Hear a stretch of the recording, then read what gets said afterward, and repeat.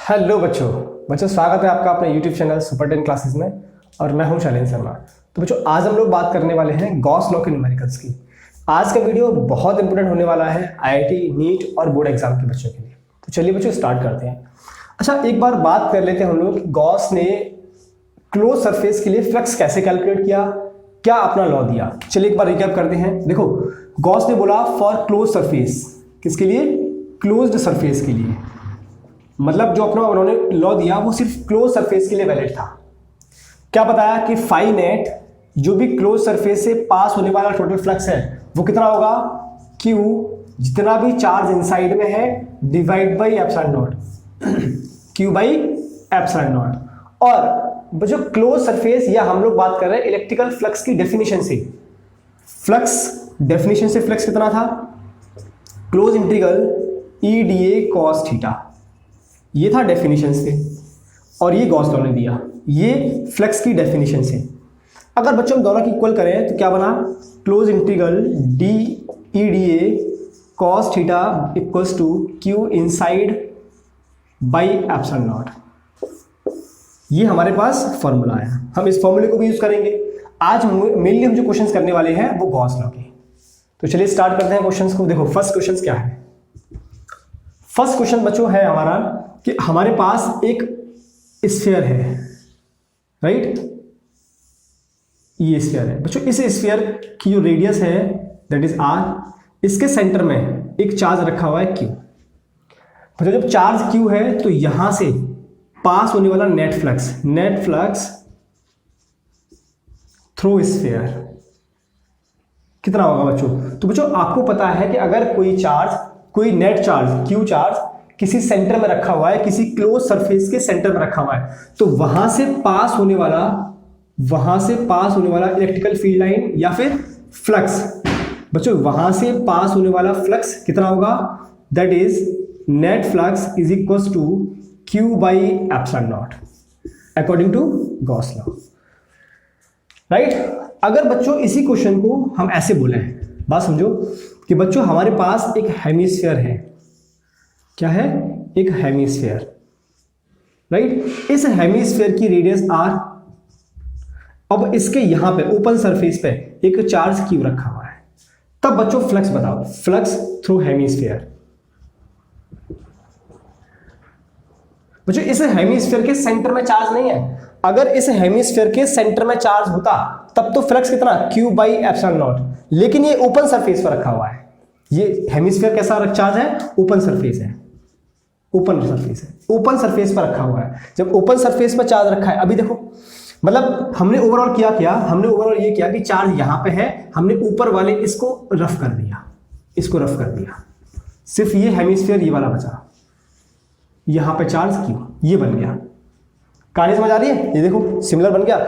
मतलब अभी तक जो तीन फ्लक्स लाइन थी, तीन फील्ड लाइन जो ऊपर की तरफ पास हो रही थी बच्चों, वो कम हो गई। जब ये फ्लक्स लाइंस, ये फील्ड लाइन कम हो गई, इसका मतलब इस सरफेस से पास होने वाला फील्ड वो भी कम हो गया। जब सरफेस से पास होने वाला जो फ्लक्स है वो कम हो गया।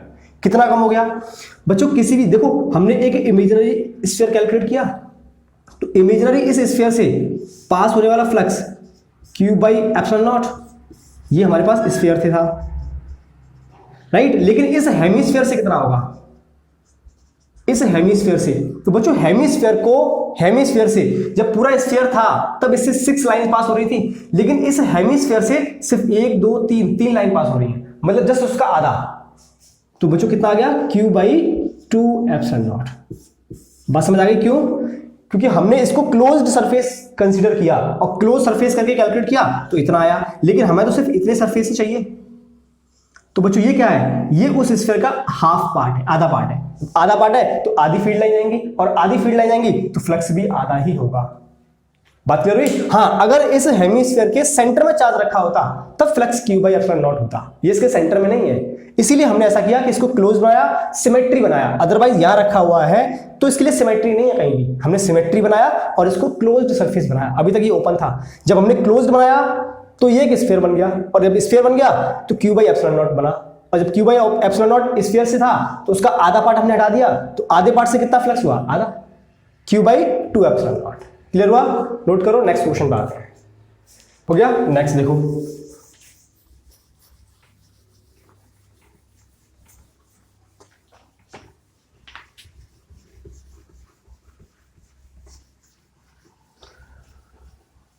जो आज का जो वीडियो है बहुत इंपॉर्टेंट है, बहुत अच्छे क्वेश्चन बनाने वाले हैं आज हम लोग, है ना। चलिए तो अब बात करते हैं कि जो हेमिस्फीयर का हमने चार्ज ओपन सरफेस पर रखा, वहां पर जो फ्लक्स आया Q/2ε0, उसका फील देखो वो कैसे आया। फील लो ध्यान, देखो फील, हमारे पास एक हेमिस्फीयर था,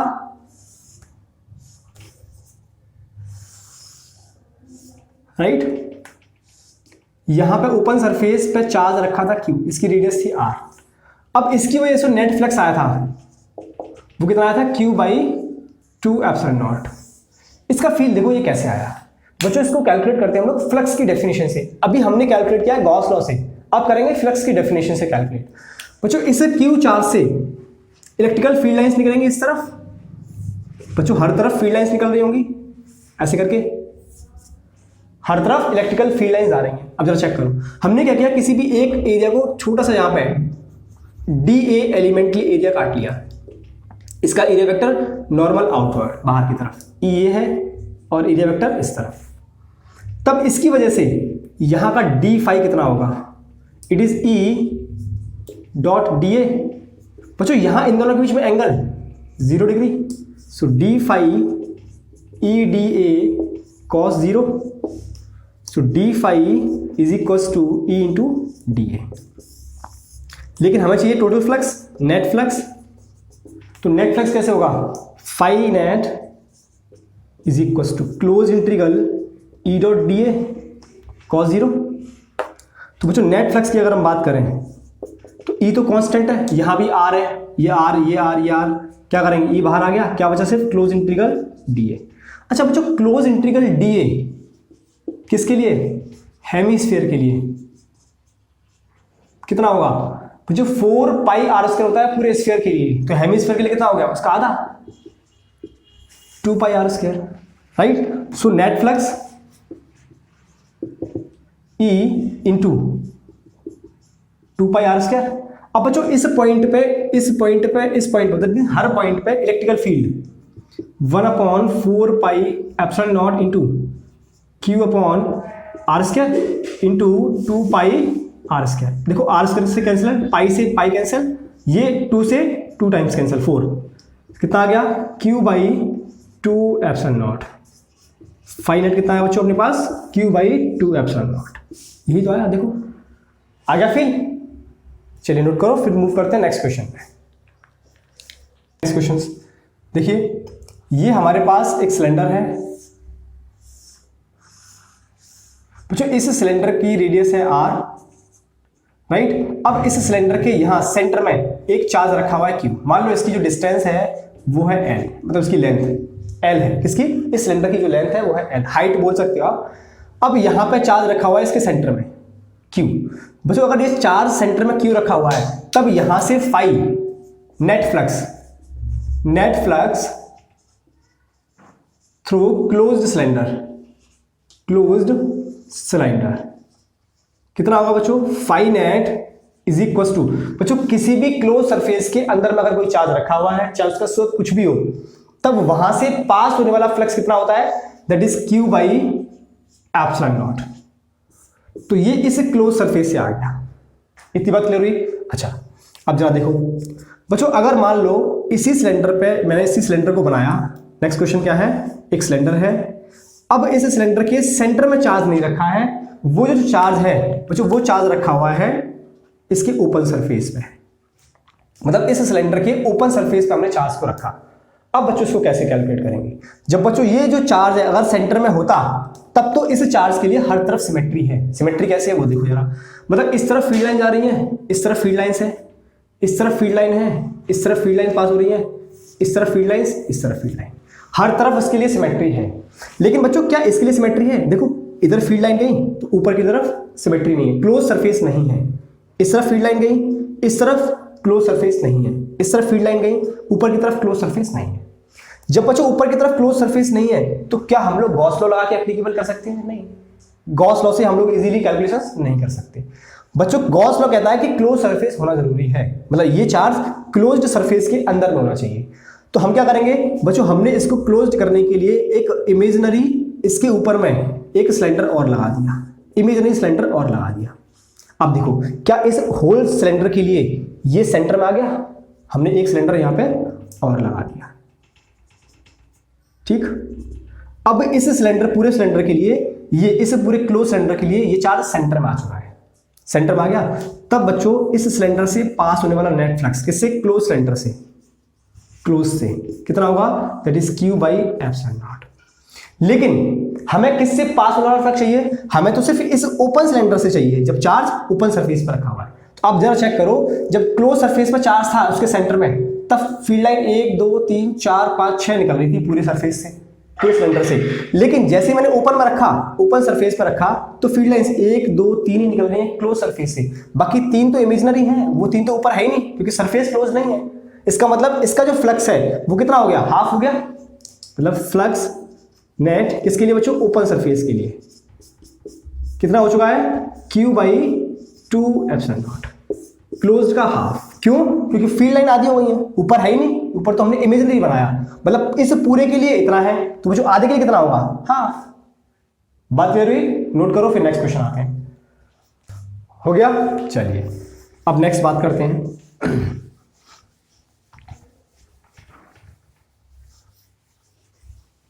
नेक्स्ट सवाल की बात करते हैं बच्चों। देखो नेक्स्ट सवाल क्या है, नेक्स्ट सवाल है बच्चों कि हमारे पास एक क्यूब है,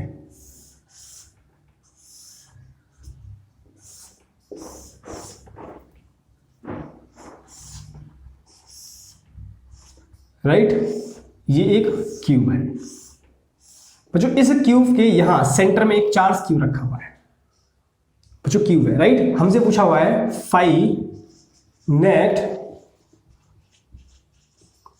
थ्रो क्यूब, इस क्यूब से पास होने वाला फ्लक्स बताओ। तो बच्चों आपको पता है कि अगर सिमेट्री है हर तरफ और चार्ज सेंटर में है, हर तरफ सिमेट्री है, चार्ज सेंटर में है, तब यहां से पास होने वाला फ्लक्स, तब इस पूरे के पूरे क्यूब से पास होने वाला flux according to Gauss law कितना होगा, it is Q by epsilon naught. Clear है, इतना होगा, क्लियर है। अब जरा क्वेश्चन को ट्विस्ट करते हैं, क्वेश्चन को घुमाते हैं। अब जरा चेक करो, अभी बच्चों क्यूब है हमारे पास,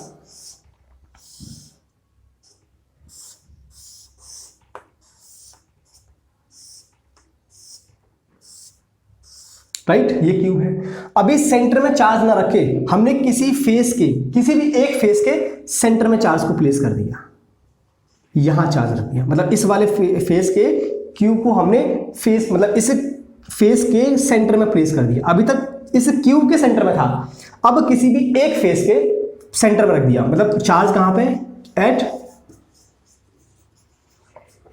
सेंटर ऑफ वन फेस, किसी भी एक फेस के सेंटर में रखा हुआ है।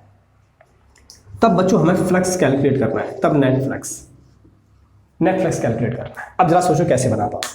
अब देखो इस चार्ज के लिए बच्चों सिमेट्री होनी चाहिए और ये चार्ज क्लोज्ड सरफेस के अंदर होना चाहिए। अगर बच्चों इस चार्ज की आप सिमेट्री करोगे तो देखो इस तरफ सिमेट्री है हाफ डिस्टेंस, इस तरफ सिमेट्री है हाफ डिस्टेंस, इस तरफ अगर ए है तो बच्चों इस तरफ भी ए चाहिए मुझे।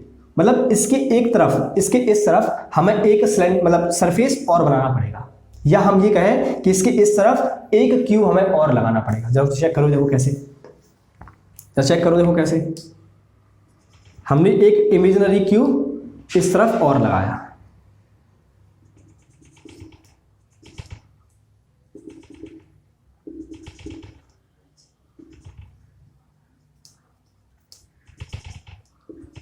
ये देखो एक क्यूब लगा दिया, अब सिमेट्री बन चुका है। मतलब ये इन दोनों क्यूब के सेंटर में आ चुका है। अगर ये क्यूब में आ चुका है तो बच्चों इस पूरे के पूरे क्यूब से, किसी इस पूरे के पूरे बच्चों क्यूब से पास होने वाला flux Q upon epsilon not.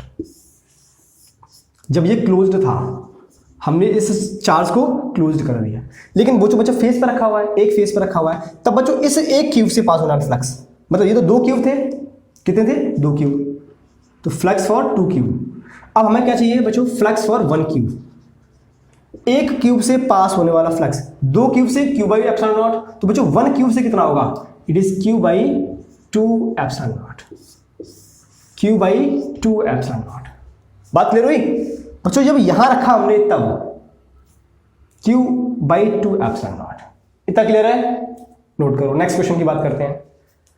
हो गया? नेक्स्ट क्वेश्चन देखो अब जरा, अब नेक्स्ट की बात करते हैं, है ना।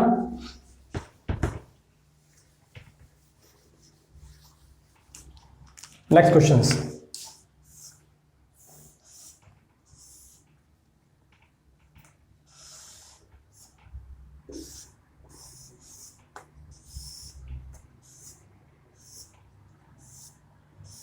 जो क्यूब है, क्यूब के अगर सेंटर में चार्ज रखा है तो पास होने वाला फ्लक्स पता ही है आपको, क्यू बाई एप्सिलॉन नॉट। लेकिन बच्चों इस क्यूब के अभी हमने यहां एक एंड पे चार्ज क्यू प्लेस किया, राइट, इस एंड पे चार्ज क्यू प्लेस किया है और क्वेश्चन पूछा है फाई नेट थ्रू क्यूब। इस क्यूब से पास होने वाला फ्लक्स कैलकुलेट करो। आप जरा ट्राई करके देखो, एक बार करके देखो।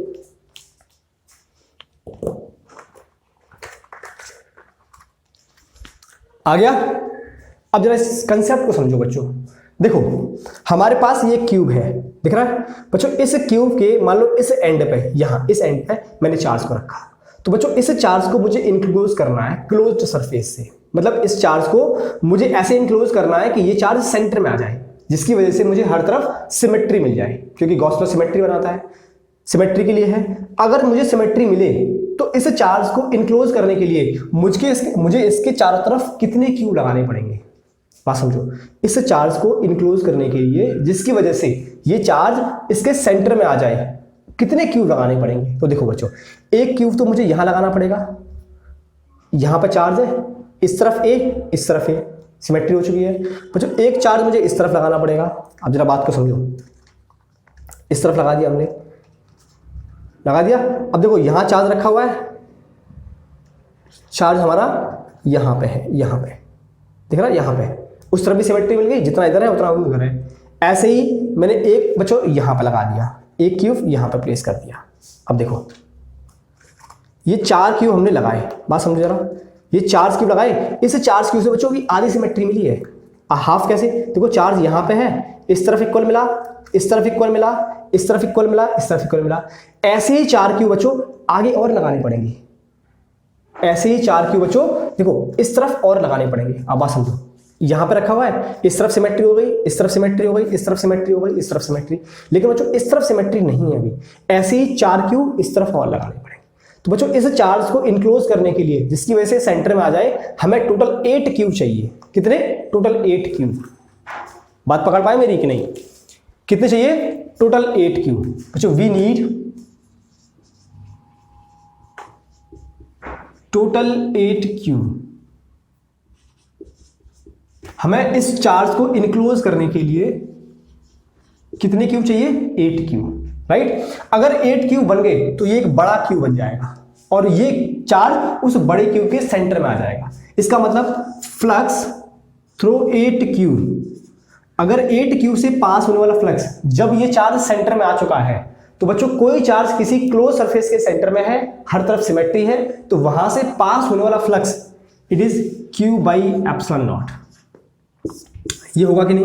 मतलब 8 क्यूब से पास होने वाला flux Q by epsilon not. लेकिन मुझे तो बच्चों इस 1 क्यूब से चाहिए सिर्फ फ्लक्स, तो बच्चों फ्लक्स थ्रू 1 क्यूब। जब 8 क्यूब से इतना है तो 1 क्यूब से कितना होगा? It is Q by 8 epsilon naught. Clear हुआ? 1 क्यूब से कितना हुआ? Q by 8 epsilon naught. Clear है? चलिए नोट करो। अच्छा, अगर बच्चों इसी में सेकंड क्वेश्चन ये बोल दे, इसी में सेकंड बात अगर ये बोल दे कि बच्चों मुझे इस शेडेड पोर्शन से फ्लक्स चाहिए, मतलब flux, net flux through shaded face, shaded face. बच्चों इस शेडेड फेस से मुझे फ्लक्स चाहिए। अब जरा गौर करो बच्चों कि जब चार्ज यहां रखा हुआ है तो फ्लक्स कहां कहां किस किस सरफेस से पास हो रहा होगा? तो देखो जब फ्लक्स एक तो इस सरफेस से पास हो रहा होगा 1, बच्चों एक इस सरफेस से पास हो रहा होगा 2, और एक इस सरफेस से, दैट मींस जो आगे वाली सरफेस है 3। इस सरफेस से फ्लक्स पास नहीं हो रहा होगा, इस सरफेस से कोई फ्लक्स पास नहीं होगा, अंदर वाली सरफेस से कोई फ्लक्स पास नहीं होगा, बगल वाली सरफेस से कोई फ्लक्स पास नहीं होगा। सिर्फ 3 सरफेस से फ्लक्स पास होगा। ऐसा क्यों? क्योंकि बच्चों इस क्यूब की सिमेट्री करने के लिए इस तरफ हमने एक क्यूब लगाया हुआ है, तो इस सरफेस से तो मतलब ही नहीं पास होने का। ऐसे ही इस क्यूब की सिमेट्री के लिए ऊपर भी हमने एक क्यूब लगाया हुआ है, इस सरफेस से भी पास नहीं होगा। ऐसे ही पीछे भी लगाया हुआ है, सिर्फ आगे कोई क्यूब नहीं है, इस साइड में कोई क्यूब नहीं है, बात क्लियर है, और नीचे कोई क्यूब नहीं है। तो सिर्फ 1 2 3 सरफेस से पास हो रहा है। ऐसे ही करके इस क्यूब की सिमेट्री के लिए, इस क्यूब की सिमेट्री के लिए टोटल 8 क्यूब है। कितने बच्चों? 8 क्यूब। तो 8 क्यूब में हर क्यूब से 3 सरफेस से फ्लक्स पास हो रहा है। तो बच्चों टोटल कितने फेज से फ्लक्स पास हो रहा होगा? 8 क्यूब थे और एक क्यूब में 3 फेज से पास हो रहा है। इट इज 24 फेज से क्यूब मतलब फ्लक्स आपका पास कर रहा है। तो बच्चों 5 थ्रू 24 फेज कितना आया? Q by epsilon naught. ये 24 फेज से है, लेकिन मुझे किससे चाहिए? सिर्फ इस वन फेज से, सेडेड पोर्शन से, मतलब 5 थ्रू ईच फेज या सेडेड फेज कितना होगा? That is Q by 24 epsilon not. कितना होगा बच्चों? 24 एप्सिलॉन नॉट, क्योंकि 24 फेज से Q बाई एप्सिलॉन नॉट है, तो ईच फेज से कितना होगा? Q by 24 epsilon not. इतनी बात क्लियर हुई? नोट करो। हो गया? अब चलो नेक्स्ट, एक और क्वेश्चन।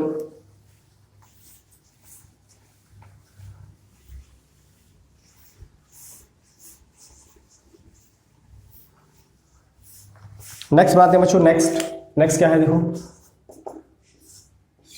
ये क्यूब है बच्चों,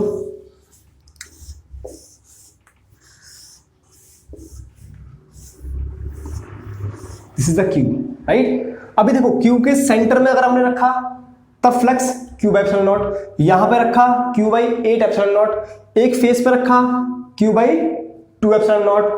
अब इसकी वजह से किसी एक पोर्शन से Q बाई 24 एप्सिलॉन नॉट। लेकिन बच्चों अब अगर हमने चार्ज को, क्वेश्चन बोल रहा है कि चार्ज को हमने इस एक साइड के किसी भी एक कॉर्नर पे, यहां पे मतलब सेंटर में रख दिया है, एक लाइन के किसी भी सेंटर में यहां पे हमने चार्ज को प्लेस किया, तब बच्चों इससे फ्लक्स कितना होगा? 5 नेट थ्रू क्यूब। बच्चों इस क्यूब से तब 5 नेट कितना होगा? जब हमने चार्ज को कहां पर रखा हुआ है? किसी भी एक फेस के, किसी भी एक मतलब उसके ये प्लेट के यहां पे सेंटर में, यहां पे इस फेस के सेंटर में नहीं बच्चों, इस लाइन के सेंटर में रखा है। अब बच्चों अगर इस लाइन की मुझे सिमेट्री करनी है, देखो चला मैं इधर रखता हूं इसको, यहां न रख के हमने इस चार्ज को यहां प्लेस कर दिया। बात तो वही है, यहां प्लेस कर दिया। बच्चों अगर इस क्यूब की मुझे सिमेट्री चाहिए, क्या चाहिए?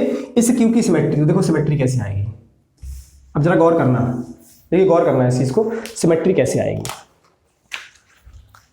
बच्चों ये हमारे पास क्यूब है, अब हमने चार्ज को यहां रखा है, यहां पे। अभी तक हमने सेंटर में रखा था, तब एक लगा दिया, सिमेट्री बन गई थी। हमने यहां पे रखा है, राइट, इसकी सिमेट्री के लिए, मतलब यहां पे रखा है तो जितना नीचे है उतना ही ऊपर चाहिए, मतलब एक क्यूब मुझे ऊपर चाहिए, यहां पे चार्ज है, राइट, ऊपर नीचे की सिमेट्री हो गई। लेकिन बच्चों जितना इस तरफ है उतना ही आगे भी चाहिए, तो आगे के लिए हमने एक और यहां लगाया, यहां लग चुका है, राइट, ये लग गया। अब बच्चों देखो ऊपर की सिमेट्री हो गई, इस तरफ भी सिमेट्री हो गई, लेकिन इस तरफ भी सिमेट्री चाहिए, मतलब मुझे एक और यहां लगाना पड़ेगा, एक और यहां लगाना पड़ेगा। देखो चार्ज कहां पे है, जरा गौर करना, चार्ज बच्चों यहां पे है, तो एक ऊपर की सिमेट्री, ऐसे ही 2 क्यूब मुझे इस तरफ लगाने पड़ेंगे, 2 क्यूब हमें इस तरफ लगाने पड़ेंगे। ये अब सिमेट्री हो चुकी है पूरी उसकी, अब मतलब वो सेंटर में आ चुका है, चार्ज यहां पे है, अब वो सेंटर में आ चुका है। बात क्लियर है? इसका मतलब मुझे इस चार्ज को इनक्लोज करने के लिए, बच्चों मुझे इस चार्ज को इनक्लोज करने के लिए है, मतलब अगर मुझे क्यू को इनक्लोज करना है तो वी नीड 4 क्यूब, राइट। तब बच्चों फ्लक्स जब ये सेंटर में आ चुका है, तब 4 क्यू से पास करने वाला फ्लक्स कितना होगा? That is Q by epsilon not, क्योंकि सिमेट्री बन चुकी है, सरफेस क्लोज हो चुका है। तो उन 4 क्यू ने क्या किया? मिलके एक बड़ा क्यू बना लिया, और उस बड़े क्यू से, उस बड़े क्यू के सेंटर में चार्ज क्यू है, वहां से पास होने वाला flux Q by epsilon naught. तो बच्चों एक क्यूब से कितना होगा? एक क्यूब से कितना होगा? Q by 4 epsilon not. कितना होगा? Q by 4 epsilon not. This is the answer. बात क्लियर है? समझ आया कंसेप्ट? चलिए नोट करो। तो ओवरऑल कंक्लूजन की बात करें, जितने भी हमारे पास क्यू थे, अगर हम क्यू के ओवरऑल कंक्लूजन की बात करें, अब जरा गौर फरमाओ, हमारे पास ये क्यू है, right, this is the Q, first figure. बच्चों यहां पे मैंने रखा, यहां पे this is the main centre, ये क्या है? क्यू का मेन सेंटर। जब बच्चों मेन सेंटर में रखा है तब इस क्यूब से पास होने वाला flux Q by epsilon not हुआ कि नहीं। सेकंड बात, अगर बच्चों हमने क्यूब के एक फेस पर, फेस के सेंटर में रखा, कहां रखा, फेस के सेंटर में, दैट इज फेस सेंटर,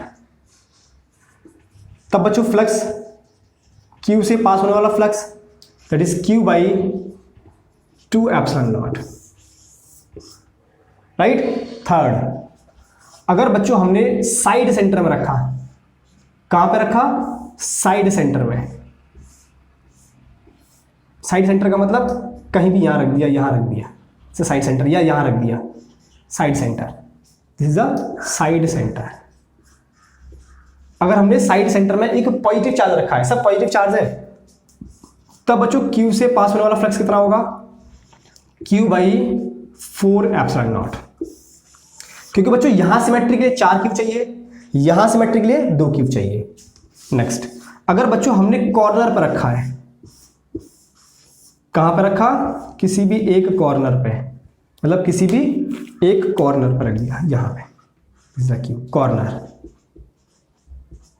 तब बच्चों 5 थ्रू क्यूब कितना होगा, it is Q by 8 epsilon not, हुआ कि नहीं। अगर चार्ज कॉर्नर पे है और हमें किसी एक फेस से चाहिए, 5 थ्रू ईच फेस कितना होगा बच्चों, क्यू बाई 24 एप्सिलॉन नॉट। ऐसा क्यों, क्योंकि सिर्फ 3 फेस से पास होगा और 8 क्यू है, 8 दिया 24। ये हमारे पास मेन कंक्लूजन आ गया। बात क्लियर, नोट करो, हो गया। चलिए अब नेक्स्ट क्वेश्चन की बात करते हैं। बच्चों बहुत अच्छे क्वेश्चंस हैं, नीट में तो आते हैं क्वेश्चन, यहां से आपको नीट में एक क्वेश्चन इसका मिल जाएगा।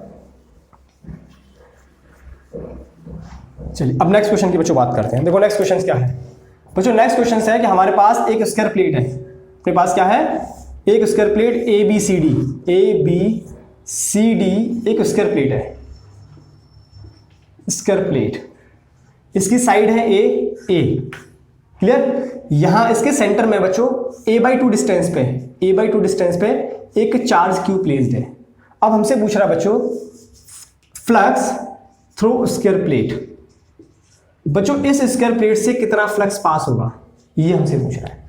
तो बच्चों गॉस लॉ लगाने के लिए सबसे पहले इस चार्ज को हमें इनक्लोज करना पड़ेगा, और इनक्लोज करने के लिए इसके ऊपर में एक इमेजिनरी कुछ सरफेस बनाना पड़ेगा। जरा चेक करो, देखो कैसे बनाएंगे बच्चों। इसको इनक्लोज करने के लिए इसके ऊपर में एक क्यूब का फॉर्मेशन होगा, जरा चेक करो, देखो कैसे, किसका, एक क्यूब का फॉर्मेशन। ये देखो, this is the A B C and D, A B C and D, ये क्यूब का फॉर्मेशन हुआ, A B C and D. ये ए बी सी डी की स्क्वायर प्लेट है, ये ए बी सी डी है, और इस ए बी सी डी के ऊपर में क्यूब का फॉर्मेशन हो चुका है। अब इस स्क्वायर प्लेट से बच्चों A by distance that is a/2, कितना, a/2 पे एक चार्ज क्यू प्लेस है। तो क्या ये चार्ज जो क्यू है वो इस क्यूब के सेंटर में नहीं है, तब बच्चों यहां से फ्लक्स थ्रू क्यू कितना होगा, क्यू बाई एप्सिलॉन नॉट। लेकिन मुझे क्या चाहिए, मुझे चाहिए फ्लक्स स्क्वायर प्लेट से। तो बच्चों स्क्वायर प्लेट से पास होने वाला फ्लक्स किसी भी स्क्वायर प्लेट से कितना होगा। अब स्क्वायर प्लेट का मतलब हुआ बच्चों कि इसका एक फेस, इस क्यूब का 1 फेस, मतलब एक क्यूब में बच्चों कितने फेस, 6 फेसेस एक क्यूब में। तो बच्चों एक क्यूब से पास होने वाला क्यू बाई एप्सिलॉन नॉट, तो 6 फेस से पास होने वाला मतलब फ्लक्स किसी भी एक फेस से, या मैं बोलूं 6 फेसेस से पास होने वाला फ्लक्स कितना होगा, क्यू बाई एप्सिलॉन नॉट। तो बच्चों फ्लक्स थ्रू 1 फेस कितना होगा, क्यू बाई 6 एप्सिलॉन नॉट। और ये स्क्वायर प्लेट है क्या, ये इस क्यूब की एक फेस है, इस क्यूब का एक फेस है। तो बच्चों फ्लक्स इस स्क्वायर प्लेट से पास होने वाला फ्लक्स कितना होगा, वो बराबर होगा flux through 1 surface, it is 6 epsilon not. कहानी क्लियर है, कहानी क्लियर हुई, नोट करो। नेक्स्ट बच्चों नेक्स्ट क्वेश्चन की तरफ मूव करते हैं। देखिए क्वेश्चन क्या है, क्वेश्चन में हमें एक डायग्राम दिया हुआ है, और बोला है कि electrical field in x direction में अल्फा एक्स की power 1/2, y direction z direction में 0 है। अल्फा की वैल्यू गिवन है, जो ए की वैल्यू भी गिवन है। ये मतलब इस क्यूब का वन साइड, एक साइड जो है ए है, ए हर तरफ ए, उसकी वैल्यू हमें गिवन है। बच्चों पूछा हुआ है कि इस क्यूब से टोटल कितना फ्लक्स पास करेगा और इसके अंदर में कितना चार्ज होगा, ये हमें पूछा है। तो जरा चेक करो, देखो इलेक्ट्रिकल फील्ड जो फील्ड लाइंस है वो सिर्फ हमें एक्स डायरेक्शन में गिवन है, मतलब इलेक्ट्रिकल फील्ड लाइंस इस तरफ पास कर रही हैं। This is the electrical field lines E vector x direction में, कितना अल्फा एक्स की पावर 1/2। क्लियर? वाई में और जेड में तो 0 है। तो बच्चों अगर मैं बात करूं ये सरफेस नंबर 1, ये सरफेस नंबर 2, ये सरफेस नंबर 3, ऐसे ये सरफेस नंबर 4, ये 5, ये 6 सरफेस होंगे। तो बच्चों सरफेस नंबर 2 का एरिया वेक्टर इस तरफ, सरफेस नंबर 1 का एरिया वेक्टर इस तरफ होगा कि नहीं? सरफेस 3 का एरिया वेक्टर ऊपर की तरफ, सरफेस 4 का एरिया वेक्टर नीचे की तरफ, सरफेस आगे वाले का 5 इस तरफ और उसका अंदर की तरफ। मतलब देखो यहां पे जो एंगल है ई और ए के बीच में 90 डिग्री। बच्चों सेकंड में यहां पे जो एंगल है वो 0 डिग्री, यहां पे अगेन 90 डिग्री और यहां पे जो एंगल है वो 180 डिग्री। ये तो बात समझ में आती है क्योंकि इलेक्ट्रिकल फील्ड इस तरफ है, एरिया वेक्टर इस तरफ है, देखो दोनों अपोजिट है। तो बच्चों सिर्फ यहां पे फ्लक्स दो सरफेस की वजह से मिलेगा, एक 1 की वजह से, एक 2 की वजह से। ये 0 हो गया, ये 0 हो गया।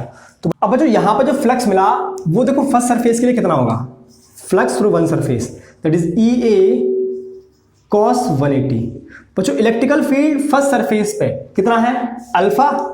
बच्चों x मतलब डिस्टेंस, कहां से? ओरिजिन से, ओरिजिन से फर्स्ट सरफेस की डिस्टेंस कितनी है a, so it is a इस पे पावर 1/2 इंटू बच्चों a एरिया, इस क्यूब का area that is a square. Cube का एरिया कितना होगा a into a, so it is a square.